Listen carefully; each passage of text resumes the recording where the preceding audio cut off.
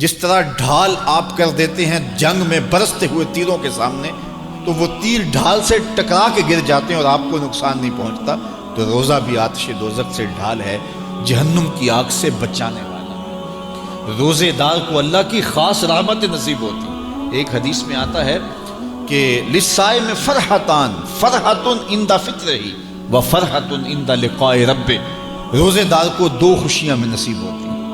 ایک خوشی اسے تب ملتی ہے جب وہ روزہ کھولتا ہے، جب سارے دن کی بھوک اور پیاس کاٹنے کے بعد شام کے لمحے ہوتے ہیں اور پھر روزہ منزل تک پہنچتا ہے، تو کس مسرت اور خوشی اور سرشاری کے عالم میں روزہ دار ہوتا ہے کہ شکر ہے کہ اتنی لمبی اور اتنی سخت گرمی کے ماحول کی شدت کے باوجود اللہ تعالیٰ نے مجھے روب منزل کیا۔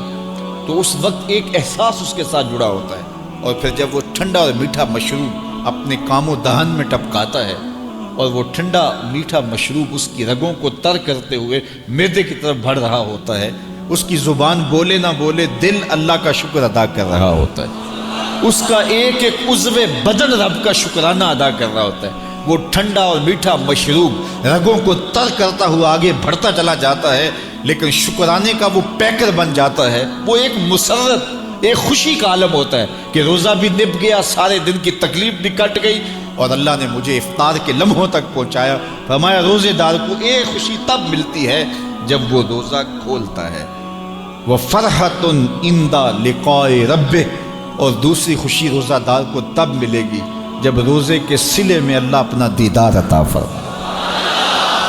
بنی آدم کے جتنے بھی عمل ہیں 10 سے لے کر 700 گنا تک اس کا ثواب اولاد آدم کو اس کا دیا جاتا ہے۔ جتنا گڑ ڈالو اتنا ہی میٹھا، تو بعض کو 10 گنا، بعض کو 70 گنا، بعض کو 100 گنا، بعض کو 700 گنا، تو 10 سے لے کر 700 گنا تک بندے کے اعمال کا صلہ دیا جاتا ہے۔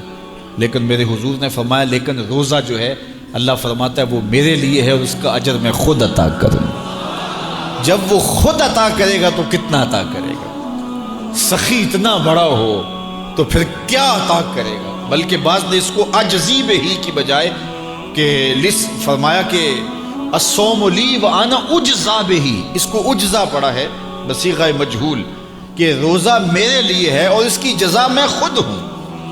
باقی اعمال کی جزا جنت ہے، جنت کی نعمتیں ہیں اور بہت کچھ ہے، لیکن روزے کی جزا میں خود ہوں۔ اور جس کو وہ خود مل گیا پھر جنت میں مل گئی، جنت والا جو مل گیا پھر جنت بھی مل گئی، جنت کی نعمتیں بھی مل گئی۔ تو روزہ اللہ کی خوشنودی کا ذریعہ ہے، اس کی رضا کا ذریعہ ہے۔ تو خوش نصیب لوگ روزے کی برکتیں حاصل کرتے ہیں۔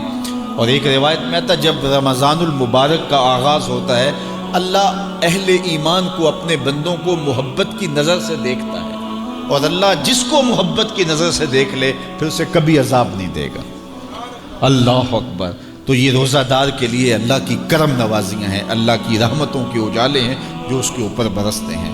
تو میں اور آپ اس ماہ انور کو، اس ماہ نور کو اس طرح سے گزاریں کہ ہمارے اندر کے پاپ دھل جائیں، ہماری غلاظتیں گناہوں کی مٹ جائیں، ہمارا سینہ صاف ہو جائے، ہم اہل ایمان کے لیے کشادہ دل ہو جائیں، ہمیں جو ہے وہ جھوٹ سے، تکبر سے، بخل سے، ریا سے اور دیگر امور بد سے اجتناب کرنے کی عادت پڑ جائے۔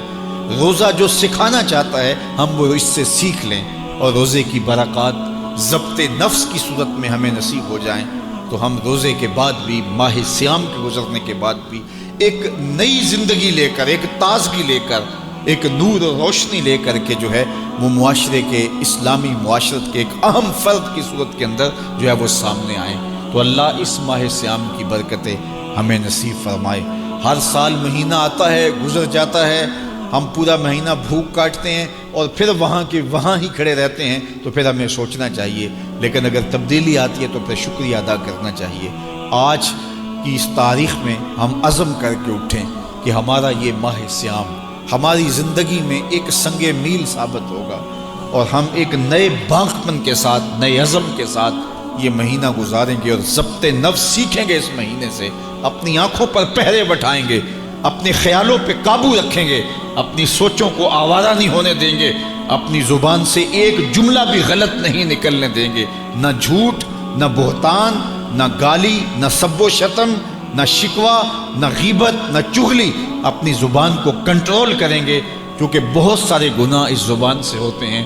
لقمہ حرام سے اپنے آپ کو محفوظ کریں گے، اپنی آنکھوں پہ شرم و حیا کے پہرے بٹھائیں گے، اور یوں ایک پورا مہینہ جب ہمارا گزرے گا تو ضبط نفس کی جو عادت ہمیں پڑ جائے گی اس کو ہم بعد میں کام میں لائیں گے، اور پھر چند ماہ ایسے گزر گئے تو پھر ہمیں سرور بھی نصیب ہوگا، زندگی گزارنے کا لطف بھی آئے گا۔ اگر کوئی شخص یہ چاہتا ہے کہ اس کو عبادت میں سرور نصیب ہو تو وہ اپنی نظر کو غیر محرم کو شہوات سے دیکھنے سے محفوظ کر لے، اس کو سجدے میں سرور آنے لگ جائے گا، سجدے میں لطف آنے لگ جائے گا۔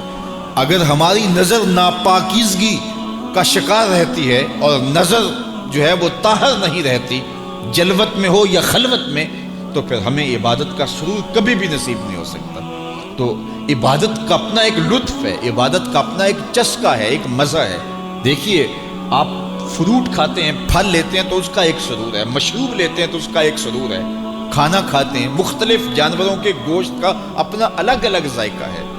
تو جس طرح مختلف کھانوں کے ذائقے الگ ہیں، مختلف آوازوں کا تاثر اور ذائقہ اور لطف الگ ہے، اسی طرح عبادات کا بھی لطف ہے۔ سجدے کا الگ مزہ ہے، قیام کا الگ مزہ ہے، رکوع کا الگ لطف ہے، پھر اس کی کیفیات الگ ہیں۔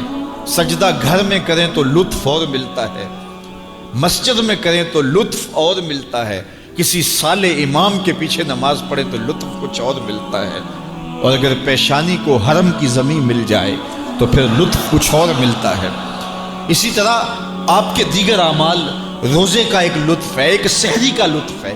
یار سحری اگر آپ اکیلے کریں تو اس کا مزہ اور ہے، کسی ہوٹل میں کریں تو اس کا لطف اور ہے، اور چولہے کے پاس بیٹھ کے ماں کے ہاتھوں سے پکی ہوئی چپاتیاں کھائیں اور سحری کا لمحے ہوں اور تہجد گزار ماں کے ہاتھوں سے پکے ہوئے پراٹھے کھائیں تو پھر سحری کا لطف کچھ اور ہے نا، سرور اور ہے۔ اچھا، آپ کو اپنے مرشد کے ساتھ بیٹھ کے شہد سحری کرنے کا موقع مل جائے تو اس کا لطف کچھ اور ہے۔ اسی طرح افطاری کا مزہ ہے، گھر میں کریں، دوستوں میں کریں، کسی صالح شخص کی صحبت میں کریں، لطف اور ہے۔ اور اگر افطاری کرنے کا موقع آپ کو گنبد خضرا کے سامنے نصیب ہو جائے، کھجور بھی مدینے کی ہو، دھرتی بھی مدینے کی ہو، اور سامنے سبز گنبد ہو، اور پھر کھجور مدینے کی کھا رہے ہو اور نظر حضور کے روضے پہ ہو، تو پھر افطاری کا مزہ کچھ اور ہوتا ہے نا۔ تو ہر عمل کا ایک لطف ہے، ہر عمل کا ایک سرور ہے، ہر عمل کا ایک حظ ہے۔ روزے کا الگ مزہ ہے، رکھنے کا الگ مزہ ہے، بھوک کاٹنے کا الگ مزہ ہے، پیاس کی شدت کا مزہ الگ ہے، کھولنے کا الگ مزہ ہے، تراویح کا الگ مزہ ہے، تلاوت کا الگ مزہ ہے، سجدے کا، قیام کا، رکوع کا، تشہد کا، قومے کا، جلسے کا، ہر عمل کا ایک لطف ہے۔ لیکن لطف نصیب کب ہوتا ہے؟ جب آپ کی نظر پاک ہوتی۔ جب نظر پاک ہوتی ہے تو پھر ہم، نظر پاک نہیں ہوتی تو ہم ٹکریں تو مارتے ہیں لیکن عبادت کا سرور نہیں آ رہا ہوتا۔ سبحان ربی العالی جب بندہ پکار رہا ہوتا ہے، پیشانی بھی سجدے میں، اس کی ناک بھی سجدے میں، اعضائے بدنیاں بھی سجدے میں، اور ادھر سے پکار رہا سبحان ربی العالی، مالک دیکھ کائنات میں مجھ سے نیچا کوئی نہیں، تیرے سے اونچا کوئی نہیں ہے۔ تو پھر سرور کیوں نہیں آئے گا، لطف کیوں نہیں آئے گا؟ مالک کی دہلیز پہ پیشانی رکھ کے رو رہا ہے، آنسو بہا رہا ہے، تو کیوں سرور نہیں آئے گا؟ لیکن یہ سرور تب آئے گا اگر نظر پاک ہوگی۔ آج کے موسم میں، آج کے دور میں نگاہیں بہت ناپاکیزہ ہو گئی، اور دور موجود کے اندر، اس سوشل میڈیا کے اندر، سوشل میڈیا نے لوگوں کی تنہائیاں بھی پاک نہیں رہنے دی۔ آج بند کمرے میں لوگوں کی نگاہیں اور لوگوں کی نظریں ناپاکیزہ ہو گئی ہیں۔ صاحب کیا زندگی یوں ہی گزار کے چلے جائیں گے؟ ہم یہ سمجھتے ہیں کوئی دیکھنے والا نہیں، کوئی تو ہے جو دیکھ رہا ہے، کوئی تو ہے کہ جو ہمارے ایک ایک عمل کا محاسبہ کرنے والا ہے، کوئی تو ہے جو ایک ایک عمل کا وزن کرے گا، اور قیامت کے دن ترازو پہ سارے عمل تولے جائیں گے۔ تو کہیں ایسا نہ ہو کہ زندگی برباد کر لیں۔ زندگی خواہشات کا نام نہیں ہے۔ آپ اپنی ماں کے لیے کتنی خواہشات قربان کرتے ہیں، آپ اپنی اولاد کے لیے کتنی خواہشیں قربان کرتے ہیں، آپ اپنی بیوی کے لیے کتنی خواہشات کی قربانی دیتے ہیں، بہن بھائیوں کے لیے کتنی خواہشات کی قربانی دیتے ہیں۔ تو مالک کے لیے کوئی خواہش قربان نہ کریں، اور کہیں کہ مالک کا قرب مجھے مل جائے، یہ کیسے ہو سکتا ہے؟ اللہ کی محبت اتنی سستی تو نہیں ہے۔ یہ دنیا دار سے پیار کریں تو اس پیار کی بھی قیمت چکانی پڑتی ہے، کسی سے پیار کریں تو اس کا بھی کوئی آپ کو جو ہے وہ اس کی بھی قیمت دینی پڑتی ہے۔ تو اللہ کی محبت اور اللہ کا عشق اور رسول اللہ کا عشق کوئی اتنا سستا تو نہیں ہے کہ اس کی کوئی قیمت نہ دینی پڑے۔ اپنی خواہشات کی گردن پہ چھری پھیرنی پڑے گی، اپنی تمناؤں کو قربان کرنا پڑے گا، اپنی خلوت کو بھی پاکیزہ رکھنا پڑے گا، اپنی جلوت کو بھی پاکیزہ رکھنا پڑے گا۔ اور یہ روزہ سکھاتا ہے ہمیں، روزہ ہمیں سکھاتا ہے۔ ہمارے صوفیاء ایک مراقبہ کرتے ہیں اور اس میں وہ یہ مراقب ہو کے بیٹھ جاتے ہیں اور یہ سوچتے ہیں کہ میرا اللہ مجھے دیکھ رہا ہے، اور جب یہ احساس ان کے ساتھ جڑ جاتا ہے ہر وقت کہ میرا اللہ مجھے دیکھ رہا ہے، میں اس کی نگاہوں میں ہوں، تو پھر گناہ کرنے سے گریزاں ہو جاتے ہیں، چونکہ یہ احساس گناہ کرنے سے بندے کو بچاتا ہے۔ اور میرے حضور نے بھی ارشاد فرمایا، جب جبریل امین نے پوچھا کہ حضور احسان کیا ہے، تو حضور نے فرمایا کہ احسان یہ ہے کہ تو اللہ کی عبادت اس طرح کرے کہ تو اسے دیکھ رہا ہے، اور اگر یہ کیفیت نہیں ہے تو کم از کم یہ کیفیت ہو کہ وہ تجھے دیکھ رہا ہے۔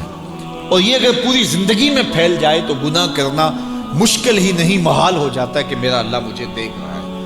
یہ نور، یہ چیز انسان کی زندگی میں گناہوں سے بچانے کا مؤثر ذریعہ ہے۔ آپ نہیں دیکھتے کہ 7ویں کوٹھڑی میں جب سارے دروازے بند کر کے بت کے اوپر بھی موٹا کھیس ڈال کے زلیخا بولتی ہے تلک یوسف اب تو آ جاؤ نا، اب تو کوئی نہیں دیکھا، اب دروازے بھی بند ہیں۔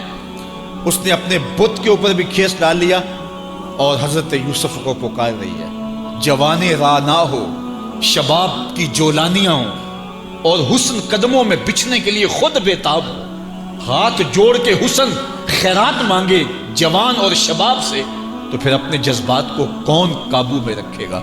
لیکن جناب یوسف کیا بولتے ہیں؟ قال معاذ اللہ، کہ میں اللہ کی پناہ میں آتا۔ تو دروازے بند کر کے لوگوں کی نگاہ سے چھپ گئی اور اس پتھر کے مجسمے کی بے نور آنکھوں سے بھی حیا کرتی ہے اور کھیس ڈال لیا۔ تو اس جھوٹے خدا سے ڈرتی ہے تو میں اس سچے خدا سے نہ ڈروں جو 7ویں کوٹھڑی میں بھی دیکھ رہا۔ پھر گناہ کیا، گناہ کا تصور بھی محال ہو جاتا ہے۔ ایسا یقین برستا ہے کہ یوسف علیہ السلام جب اپنی آبرو بچانے کے لیے دوڑتے ہیں تو کفل ٹوٹتے چلے جاتے ہیں، زنجیریں پگھلتی چلی جاتی ہیں، اور اللہ اپنے پیغمبر کی حفاظت کرتا ہے۔ یہ یقین کہ میرا اللہ مجھے دیکھ رہا ہے، یہ زندگی میں حسن بھر دیتا ہے۔ یہ یقین زندگی میں گناہوں سے بچانے کا ذریعہ ہے، اور یہ یقین صوفیاء محنتوں سے حاصل کرتے ہیں۔ ماہ سیام میں اللہ اس یقین کو چھڑک دیتا ہے۔ کڑکتی دھوپ ہے، برستی گرمی ہے، بندہ پھر بھی پانی نہیں پی رہا، ٹھنڈا مشروب میسر نہیں لے رہا، کیوں؟ میرا اللہ مجھے دیکھ رہا ہے۔ یہ یقین اللہ اس مہینے میں عطا کرتا ہے۔ اس کو اگر جذب کر لیا جائے، روح میں اتار لیا جائے، تو رمضان المبارک کے بعد بھی یہ یقین کام آئے گا۔ جو اللہ رمضان میں دیکھتا ہے وہ غیر رمضان میں بھی دیکھتا ہے۔ جو اللہ پانی پینے لگے، کھانا کھانے لگے دیکھتا ہے، میز کے اوپر سے یا نیچے سے رشوت لینے لگے اللہ تب بھی دیکھتا ہے، نظر بھٹکنے لگے وہ تب بھی دیکھتا ہے، خیال بہکنے لگے وہ تب بھی دیکھتا ہے۔ تو یہ تو اللہ کی رحمتوں کا روپ ہے۔ یہ نعمت بھلا کسی اور کے پاس ہے کہاں جو اللہ نے اہل ایمان کو عطا دی؟ روزہ تو من سوار دے، روزہ تو اندر کے میل اجال دے، روزہ تو اندر کی غلاظتیں کھرچ دے، روزہ تو جو ہے وہ ضبط نفس کا کرینہ سکھا دے، روزہ تو اللہ سے ملانے کا طریقہ بتا دے، روزہ تو من کی روشنیوں کا ذریعہ ہو، روزہ تو پچھلے پاپ مٹا دے، آگے زندگی گزارنے کا ڈھب دے دے۔ تو یہ ایک ایسا نور ہے جس کے ذریعے ہم اپنی زندگی کو سنوار سکتے ہیں۔ اللہ مجھے آپ کو ماہ سیام کی برکتیں نصیب فرمائے۔